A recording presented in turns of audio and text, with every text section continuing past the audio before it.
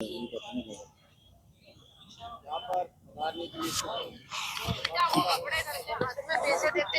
नहीं देखा मैंने। ऐसा तो नहीं देखा। वो तो कैसे जी और यहाँ के जिम्मेदार साथी सभी पधारे, आप सभी का खूब खूब जोहार, स्वागत। साथियों, आप अभी सभी बैठे हुए हो। आप से ही पूछना चाहूंगा कि आप के शरीर के अंदर जान है या नहीं। किस किस को लग रहा है मेरे अंदर है?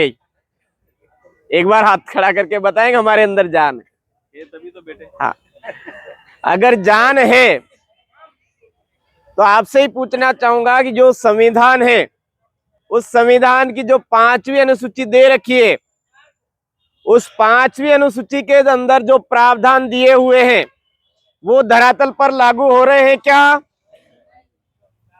भाई मुंह से आवाज भी निकलनी चाहिए। मैंने इसीलिए बोला है कि जिंदा हो गए या थोड़े ये 5वीं अनुसूची के जो प्रावधान संविधान में लिखित है वो लागू हो रहे हैं क्या?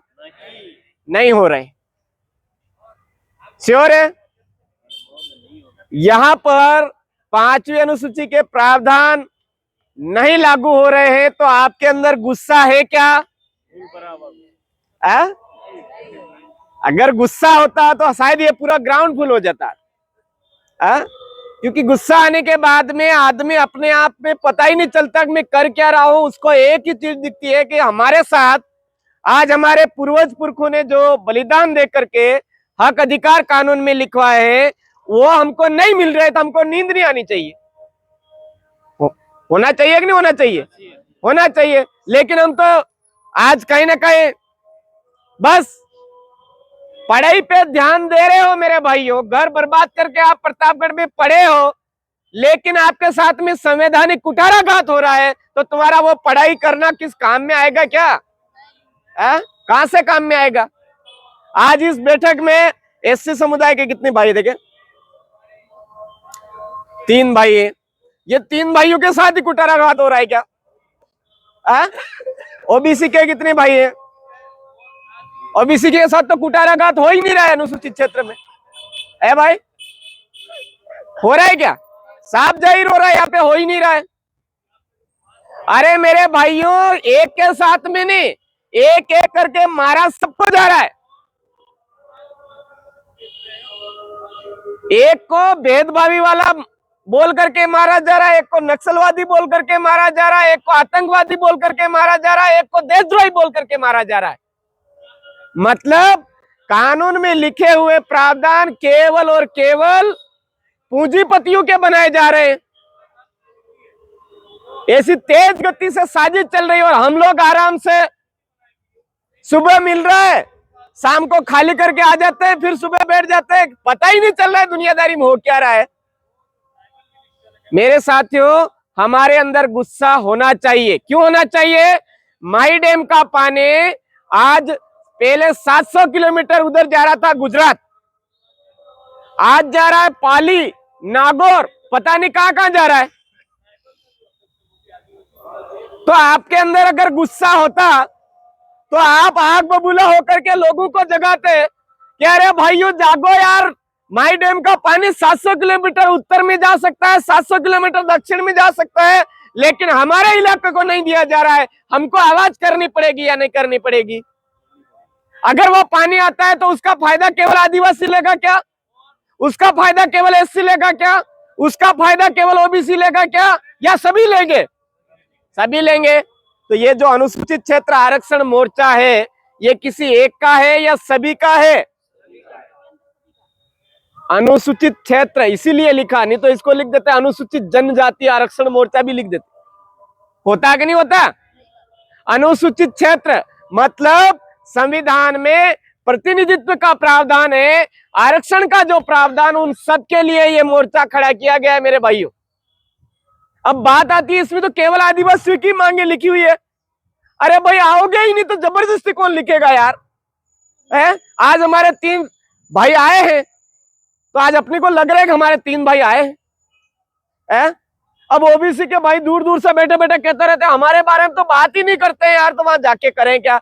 अरे तुम जहाजम पे आओ तो सही, यहाँ हो क्या रहा है, किस बात के लिए लड़ाई हो रही है, वो बात समझो तो खरी।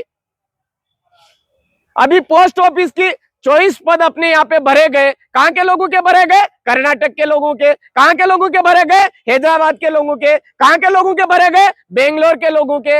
अरे भाई वो हमारे यहाँ की बोली जानते हैं क्या, हमारी भाषा जानते हैं क्या, यहाँ का पहनावा जानते हैं क्या, यहाँ के भौगोलिक के बारे में वो जानते हैं क्या, नहीं जानते। हमारे पूर्वज पुरखों ने लड़ाई करके यही तो बात की थी अंग्रेजों से कि हमारे इलाके में हमारा राज। हम भी वही बात कर रहे हैं भाई, हमारे इलाके में हमारी बोली जानने वाला, हमारी संस्कृति जानने वाला, हमारे रीति रिवाज जानने वाला, हमारी समस्याओं को जानने वाला सभी साथियों का खूब खूब जोहार। भील प्रदेश मुक्ति मोर्चा के राष्ट्रीय संयोजक आदरणीय नीलेश भाई और हमारे मनीष भाई लोक संयोजक जी, तमाम साथियों को जोहार, स्वागत। तो अपनी बात चल रही थी भाई, आज हमारे इस इलाके के अंदर हमारे पूर्वज पुरखे यहाँ के जो थे उन्होंने इसी बात को लेकर के लड़ाई करी थी अंग्रेजों से कि हमारे इलाके में गलत तरीके से शासन व्यवस्था स्थापित करने की कोशिश करोगे, हम हरगिज बर्दाश्त नहीं करेंगे। और ये अनुसूचित क्षेत्र आरक्षण मोर्चा जो लड़ाई लड़ रहा है उसके अंदर जो बिंदु रखे हुए वो भी इसी बात को लेकर के कि हाँ यहाँ पर आए कलेक्टर साहब आनी चाहिए, लेकिन शेड्यूल एरिया के होनी चाहिए, जो हमारी बोली जानने वाला होना चाहिए, हमारी संस्कृति जानने वाला होना चाहिए, हमारे रीति रिवाज के बारे में जानने वाला होना चाहिए। ये बात हम कर रहे हैं। एसपी साहब आए, लेकिन यहाँ की कानून व्यवस्था क्या है, शासन व्यवस्था क्या है, उसके बारे में जानकार हो वो आए। बीडीओ साहब आए, कोई बात नहीं, लेकिन उनको पता होना चाहिए कि हमारे भैंसों की नाड़ में टूटी फूटी सड़कें आज दिन तक नहीं पहुंची। देश आजाद हुआ, 76वां संविधान दिवस मनाया है, आज भी वह सड़कें नहीं पहुंच पा रही। स्कूल नहीं है, स्कूल खोल दिए लेकिन यहाँ पर टीचर नहीं है, हॉस्पिटल खोल दिए, डॉक्टर नहीं है, डॉक्टर है तो मशीन ही नहीं है। अरे साला इस इलाके के अंदर कब बदलाव होगा? आप युवाओं के अंदर अगर गुस्सा नहीं है तो बुजुर्गों का कब आएगा मेरे भाइयों? है आना चाहिए कि नहीं आना चाहिए? इसलिए मैंने बोला था कि आप जिंदा हो या अधमरे हो, अभी भी मुझे नहीं लग रहा है कि आपके अंदर हो इंसानियत है, जिंदा पुतले हो। अरे अगर जिंदा हो तो हमको इन चीजों का विरोध करना पड़ेगा यार। अरे प्रतापगढ़ मेन सिटी है, यहाँ पर देखो ये बड़े खड्डे पड़े हैं, दिख ही नहीं रहे अंधों लोगों को, तो उनको दिख रहा सिर्फ पैसा कैसे? इस एरिया के अंदर आर्टिकल 275 के तहत जो बजट आता है उसको डकारे कैसे, और डकारते कैसे? धार्मिक आयोजनों के नाम पे हमारा यहाँ का पैसा डकार रहे हैं वो लोग। वो कुछ पूंजीपति लोगों के पास में जा रहा है, वो कहते हैं यहाँ की साफ राजनीति है, ये है। अरे साफ राजनीति है तो हमारे इलाके के अंदर आज भी लोग परेशानियां क्यों झेल रहे? कानून संविधान बोल रहा है कि शेड्यूल एरिया के अंदर किसी भी प्रकार का वो लगता है, समता बनाम आंध्र प्रदेश का जजमेंट बोलता है कि यहाँ पे 21% CSR यहाँ के लोगों को मिलना चाहिए। ये पंखे लगे हुए 320, हम कभी से बोल रहे हैं प्रतापगढ़ जिले के बिजली बिल माफ किया जाए, वो चाहे शहर का हो, पूरे प्रतापगढ़ जिले का माफ किया जाए। ये हम कब से बोल रहे हैं। क्यों? क्योंकि CSR जमा नहीं करवा रहे हैं वो लोग। है आज दिन तक ये पंखे लगे कितना टाइम हो गया? हमारे यहाँ पर पूरे प्रतापगढ़ जिले की बिजली बिल माफ होनी चाहिए, ये बात हम कब से कह रहे हैं। किसी राजनेता ने उठाई विधानसभा में?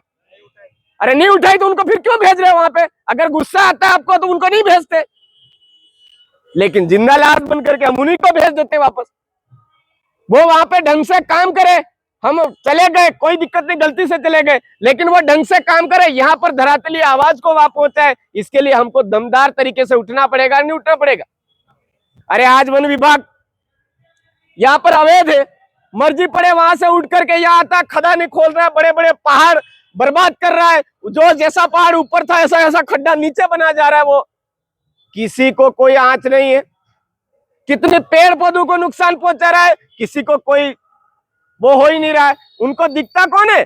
जंगल से जलाने के लिए, रोटी बनाने की जो लकड़ी लेने आता है ना, वो आदमी दिखता है, उसको बड़े पेपर पे छापते हैं कि नहीं छापते? उनको बड़े बड़े पहाड़ जो हमारे यहाँ पे ध्वस्त किया जा रहा है शेड्यूल एरिया के अंदर कानून खत्म करके, वो नजर नहीं आ रहा है।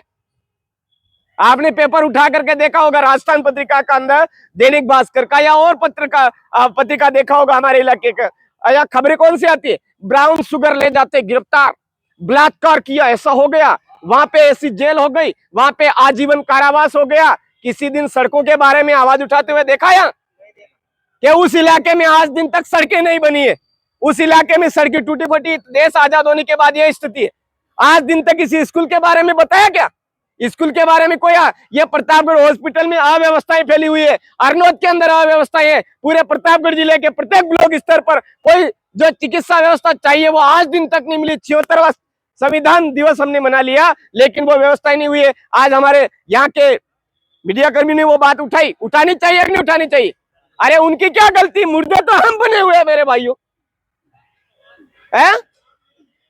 मेरे कहने का मतलब बार बार जो मैं मुर्दा इसलिए बोल रहा हूं कि आपके अंदर जान आए। अरे हमारे पूर्वज के भोले थे, उनको डरा दिया होगा, उनसे पहले वाले तगड़े थे तो उन्होंने हमारे अंदर कानूनी प्रावधान लिखवा दिए। लेकिन बीच की पीढ़ी जो आ रही है अब तो जागरूक हो गए हो, समझदार हो गए हो, अब तो आवाज उठानी चाहिए कि नहीं उठानी चाहिए? तो मेरे यही कहने का है कि संवैधानिक कुठाराघात हो रहा है। और वो जो 5वीं पास के न दूसरी पास ने तीसरी पास लोग कह रहे हैं कि संविधान में संशोधन हो जाना चाहिए, उनकी मन मर्जी से संविधान में अपनी मर्जी से लिख रहे हैं। अरे पूरे विश्व का सबसे बड़ा लिखित संविधान हमारा है, वो उसको तैयार करने वाले लोग कितने पढ़े लिखे लोग थे, कितनी डिग्रियां थी, उन कितने बुद्धिजीवी लोग थे, उनकी आज अवहेलना की जा रही है और हम लोग बैठे हैं चुपचाप। जहां भी कुठाराघात हो रहा है उन कुठाराघातों को सहन नहीं करना है, आवाज बुलंद करनी है। उसी के लिए अनुसूचित क्षेत्र आरक्षण मोर्चा आया है और ये पॉइंट बना है 31 पॉइंट। आप साथियों के ध्यान में आएंगे और भी पॉइंट और भी जोड़ेंगे, लेकिन हमको अभी फिलहाल में हमारे गांव गांव आम जन तक पहुंच करके ये बात बतानी और बोलना है कि 16 तारीख को यहां पर आंधी नहीं तूफान आ जाना चाहिए, बवाल मच जाना चाहिए, ताकि ये अंधे गूंगे बहरे जो विधानसभा और लोकसभा में बैठे हैं ना, यहाँ से जा रहे हैं, उनको पता चले कि यहाँ के लोगों की धरातलीय समस्याएं ये है। घंटा बजाना वाली समस्या ही नहीं है। आर्टिकल 275 के तहत जो बजट आ रहा है, 1 करोड़ रुपए आप फोकट में धार्मिक आयोजनों में खर्च कर रहे, कोई कहाँ खर्च कर रहे? अरे 1 करोड़ का किसी जगह बांध बना के दो, हमारे पूरे एरिया का जो इलाका है वो पानी का इंतजार कर रहा है, खेती में पानी की जरूरत पड़ती है, खेती में लाइट की जरूरत पड़ती है, ये पंखों की जो लाइट है वो फ्री में कराओ, आप लाइट उपलब्ध, यहाँ पर पानी उपलब्ध कराओ, वो तो तुम करा नहीं रहे हो। यहाँ से हमारा गुजरात जा रहे हैं लोग, यहाँ से अहमदाबाद जा रहे हैं, यहाँ से हमारे जोधपुर जा रहे हैं लोग, आधे वहीं मर जा रहे हैं, वो रोजगार की तो कोई चिंता ही नहीं है। तो हम सब साथियों को मिल करके आज आदिवासी परिवार की जो 16वीं विंग है अनुसूचित क्षेत्र आरक्षण मोर्चा, इसका कंधे से कंधा मिला करके साथ देना है। ये किसी भी जाति का विरोधी नहीं है, किसी भी धर्म का विरोधी नहीं है, किसी भी उसका विरोधी नहीं। यहाँ की इंसानियत के साथ में गलत हो रहा है, वो इंसानियत के साथ में न्याय होना चाहिए, उस बात को लेकर के ये आवाज उठाई जा रही और इसको सफल बनाने की जिम्मेदारी हम सब युवाओं के ऊपर है मेरे भाइयों। हम सब युवा मिलकर के अगर इस आवाज को बुलंद करेंगे, आम जन तक पहुंचाएंगे, तो ये महारैली अवश्य सफल होगी। आज आप तमाम साथियों ने यहाँ इस रैली में पूर्व तैयारी को लेकर के यहाँ भाग लिया और आप सब मिलकर के इस महारैली को सफल बनाने का प्रयास करेंगे और जी जान से आपके जिंदा होने का सबूत 16 तारीख को पेश करेंगे, ऐसी मैं आशा करता हूं। आप तमाम साथियों को खूब खूब जोहार। जय आदिवासी, जय भीम, जय संविधान, जय भारत, जय भील प्रदेश। आप सबकी जय, जय भील प्रदेश।